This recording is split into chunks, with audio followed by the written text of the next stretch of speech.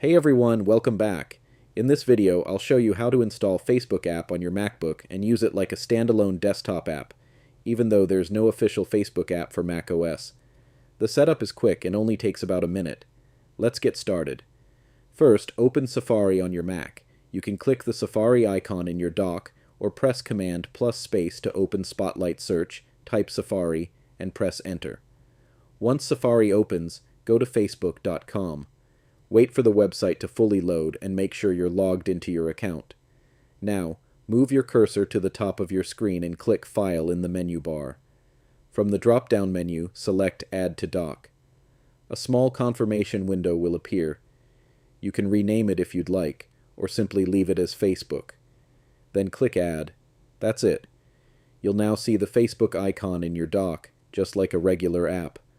When you click it, Facebook opens in its own dedicated window instead of a browser tab.